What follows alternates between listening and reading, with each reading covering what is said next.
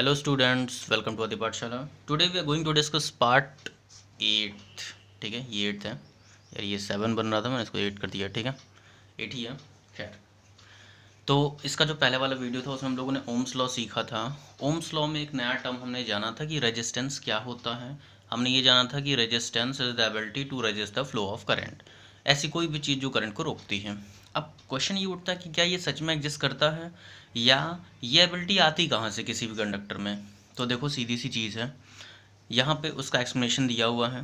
जब electron move करते हैं, पोटेंशियल डिफरेंस के कारण जब इलेक्ट्रॉन्स मूव करते हैं तो उनकी स्पीड ज़्यादा होती है, बहुत स्पीड से मूव करते हैं वो. ठीक है, तो स्पीड बढ़ रही है तो जाहिर है कि कोलिजन होगा, वो एक दूसरे से टकराएंगे.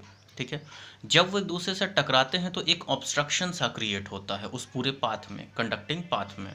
वही रेजिस्टेंस है. आई होप कि आपको चीज़ें क्लियर हो रही हैं. बस यही है. ठीक है, हर एक मेटल का अलग अलग होता है. ठीक है, रेजिस्टिविटी, रेजिस्टिविटी की बात हम आगे करेंगे. अभी आपको यहाँ सिर्फ रेजिस्टेंस समझना है. ठीक है, और रेजिस्टेंस क्या है? The property to oppose the flow of current. ठीक है, या resist the flow of current. इसका यूनिट क्या होता है? यूनिट इसका ऐसे ओमेगा से रिप्रेजेंट करते हैं. वैसे एक ओमेगा डब्लू वाला भी होता है. ठीक है, वो ओमेगा ये नहीं है, इसको ओमेगा या ओम कहते हैं इसे. ठीक है, रेजिस्टेंस को कौन कौन से फैक्टर्स अफेक्ट करते हैं वो भी हमें जानना है. तो देखिए, रेजिस्टेंस जो होता है वो लेंथ के प्रोपोर्शनल होता है. ठीक है, लेंथ ज़्यादा होगी तो रेजिस्टेंस बढ़ेगा. मतलब अगर वायर बहुत लंबा है तो क्या होगा? वायर अगर बहुत लंबा है तो करंट उसमें कम पास होगी.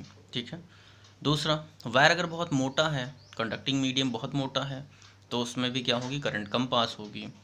अगर आपने टेम्परेचर ज़्यादा कर दिया, somebody is outside, सी, अगर टेम्परेचर ज़्यादा होता है तो भी क्या होगा कि रेजिस्टेंस बढ़ जाएगा, तो करंट फ्लो नहीं कर पाएगी.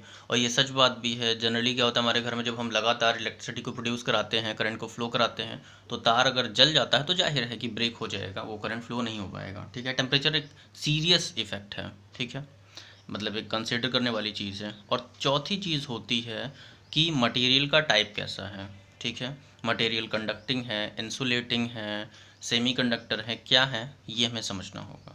मटेरियल का टाइप सब भी एक इम्पॉर्टेंट फैक्टर है यहाँ पे. चारों ही इंपॉर्टेंट है. तो रेजिस्टेंस को ये चारों चीज़ें इफेक्ट करती हैं, आपको ये जानना होगा. और जैसे हमने यहाँ पे इसे प्रोपोर्शनलिटी का साइन लगा के लिखा है, आप इसे स्टेटमेंट में लिखोगे, more will be the length of the wire और the conductor, more will be the resistance. Like this you have to write all. ठीक है, चलिए आगे बढ़ते हैं. यार. हाँ देखो, कल जो ग्राफ बताया था, सॉरी कल नहीं, पहले वाली वीडियो में. ठीक है, वैसे वो कल ही शूट हुआ था. देखिए, ग्राफिकल रिप्रेजेंटेशन क्या है, हमें पता है. I is proportional to V. Current जो है पोटेंशियल डिफरेंस के डायरेक्टली प्रोपोर्शनल होती है, तो ग्राफ सीधे सीधे ऐसा जाएगा. ये बढ़ेगा तो ये भी बढ़ेगी. ठीक है, ये बढ़ता जाएगा तो ये भी बढ़ती जाएगी. ठीक, इसके बाद कुछ इंपॉर्टेंट पॉइंट्स हैं जो आपको पूछे जा सकते हैं, या जब कभी भी आप रेजिस्टेंस, ओम्स लॉ और इन सारी चीज़ों को डिटेल में लिख रहे हो तो उसके लिए कुछ कंटेंट चाहिए. वो कंटेंट यहाँ है, देख लो इसे. कंटेंट क्या कहता है? इंपॉर्टेंट पॉइंट है बहुत ही ये. जो सबस्टेंसेस का रेजिस्टेंस बहुत लो होता है उन्हें कंडक्टर कहते हैं. भाई रेजिस्टिविटी कम होगी, रेजिस्टेंस कम होगा, बार बार मेरे मुँह से रेजिस्टिविटी निकल जा रहा है. रेजिस्टेंस कम होगा तो उनकी कंडक्टिंग कैपेसिटी बहुत ज़्यादा होगी. ठीक है, जिसमें सिल्वर, जितने भी मेटल हैं, और उन मेटल्स में भी सिल्वर बेस्ट कंडक्टर कहा जाता है. ठीक है, silver is the best conductor. अगला क्या है? अगला है वो सबस्टेंसेस जिनका रेजिस्टेंस बहुत ही हाई होता है, बहुत नहीं हाई होता है, उन्हें हम रजिस्टर्स कहते हैं. अब आप बोलोगे सर रजिस्टर तो नई कहानी शुरू हो गई. कुछ ऐसे एलिमेंट्स होते हैं, ठीक है, जैसे नाइक्रोम है, मैग्नीन है, कॉन्स्टेंटन है. ठीक है, ये क्या होते हैं ना, ये एलॉयज़ होते हैं. ठीक है, ये मेटल एलॉयज़ होते हैं, मतलब जैसे निकल है, क्रोमियम है, ये सब चीज़ें मिक्स हैं इसमें. ठीक है, और ऐसे ही ये सब्सटेंसेस होते हैं, ये हीटिंग एप्लायंसेस में यूज़ किए जाते हैं. इसकी बात हम अगले वीडियो में करेंगे. आगे देखिए, अगला क्या है? Substances that have very high resistance called insulator. वो सब्सटेंसेस जिनका रेजिस्टेंस बहुत ज़्यादा हाई होता है, उनमें क्या होता है कि उन्हें हम इंसुलेटर कहते हैं. ठीक है, जैसे रबर है, वुड है, इसमें वुड आपका बेस्ट इंसुलेटर कहा जाता है. ठीक, चलिए आज का वीडियो तो काफ़ी छोटे में ही सॉल्व हो गया।